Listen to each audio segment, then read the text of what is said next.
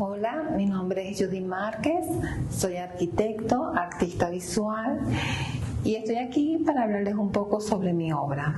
Bueno, yo comencé a pintar cuando estaba estudiando en la Facultad de Arquitectura de la Universidad de los Andes. Mis primeros trabajos estaban relacionados más con los niños porque en esa época mi hijo estaba pequeño y me gustaba esa temática, era la que más usaba, ¿no?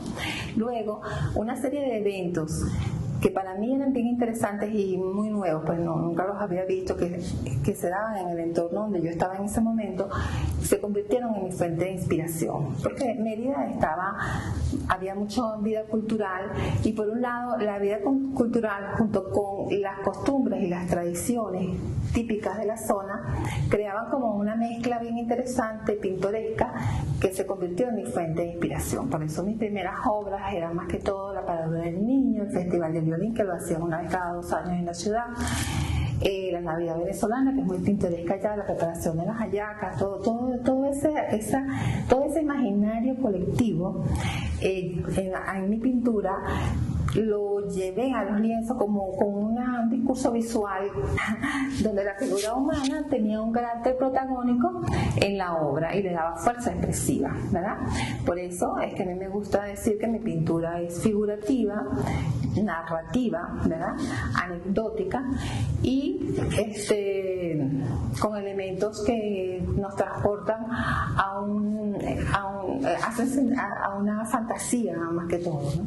Luego ya con el tiempo, en el desarrollo de mi trabajo, pues he sido más autocrítica y a la hora de utilizar los elementos propios para los elementos plásticos para desarrollar la obra, me inclino más hacia el realismo mágico, me identifico más con el realismo mágico, entendiéndose por el realismo mágico una corriente artística y literaria que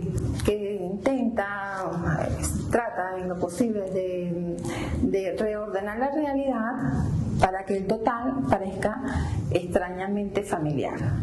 Bueno, es precisamente ese tiempo de estudiante y luego todos los primeros años que estaba de recién graduada fue que yo considero que fueron como muy importantes y muy significativos porque fue todo un crecimiento espiritual y creativo a la vez, ¿no? Y además se dieron muchos eventos que de una manera u otra me convirtieron en la pintora que ahora soy. Cuando yo empecé a pintar nunca pensé en lo que es realismo mágico, se usaban otros términos, creo, ¿no? Yo pienso que la inspiración sí existe y que está en todas partes y en el entorno que nos rodea, solo que hay que salir a buscarla y estar atento de que aparezca. El trabajo de pintura pues requiere de mucha contemplación, mucha concentración, dedicación o muchas horas de taller, y en ese proceso de crear la obra, cuando tú te enfrentas a un lienzo en blanco y tienes una idea predeterminada, ya bien sea boceteada, lo que tú quieres hacer, ¿verdad? Con mucha concentración y muchas horas de dedicación, la inspiración va llegando. O sea que sí existe, pero que hay que estar también trabajando mucho y sobre todo observar más que mirar. Ahora la serie de la inmigración. Bueno, yo comencé pintando en mi primer cuadro, que llamé luego la serie de los inmigrantes o serie de la partida. Lo pinté y se lo dediqué a las madres y sobre todo a los hijos que tienen que partir. Entonces pinté una mujer que aparentemente se ve muy tranquila, pero se está ahogando en un mar de lágrimas si te pones a ver bien la obra, ¿no? Y en su mente ella llora internamente por su hijo que se va y no sabe cuándo lo va a volver a ver, ¿no? Y el hijo es el que va saliendo ahí en el botecito de papel. Eso fue un tema que, bueno, a mí me afectó mucho porque, como sabemos, ahorita está en Venezuela, todo el mundo se está yendo, los hijos se van, sus padres no saben cuándo van a regresar. O sea, ha sido como muy trágico la situación de muchas familias que ahora estamos tan separados, ya no podemos celebrar la Navidad juntos ni los cumpleaños juntos porque cada quien está en países diferentes, ¿no? Como afectada mucho en lo personal por ese tema de los inmigrantes, yo hice una serie de bocetos y eran como un cuento, pues que después plasmé en ese cuadro. Entonces tú ves aquí el cuento de ella que va relatando en un pez que la va llevando en un océano. Ella va relatando la historia del hijo que se va a ver. Entonces siempre están las lágrimas, el duendecito y las lágrimas del hijo que se va a ver. Entonces yo lo fui dibujando. Viste, aquí está el hijo que se va con sus maleticas, ¿no? Y siempre están las lágrimas. La niña que luego después lee el cuento de la serie de la partida. La madre que llora por el niño, se queda con el nieto, por cierto. Todos esos pensamientos que mezclados, esa mortificación, esa angustia. Y yo fui haciendo varios cuadros y luego creé un poema que, si me permite, voy a decir nada más lo que me acuerdo, ¿no? Que dice, fijándonos en el cuadro, dice un pequeño topito. Digo topito porque cuando mi hijo estaba pequeño lo llamaba topito. Un pequeño topito, no. Repentinamente un topito sale de un bosque encantado porque tiene que partir. Su único equipaje, la incertidumbre y un bote tan frágil que hasta podría naufragar. Entonces en el poema la madre dice: no te preocupes, topito, que si naufragas, tus alas perdidas renacerán.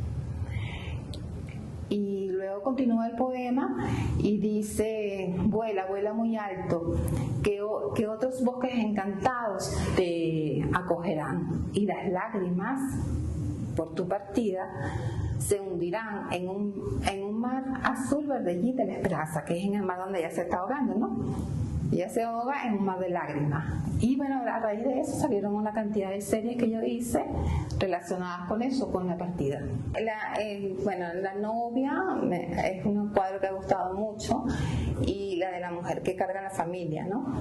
En esta obra, como en la mayoría de mis lienzos, trata sobre la mujer. La mujer representa a la mujer y todo lo que es su eterno femenino.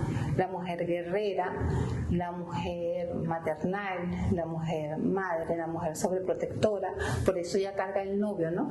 Porque es como la representación de la mujer. La mujer siempre con su naturaleza puesta, envuelta en una atmósfera onírica que transmite calma y quietud al espectador. Esa obra es igual que la otra mujer. Se hace una serie, casi siempre en mis lienzos toco el tema de la mujer, pero así, la mujer protagonizando la obra.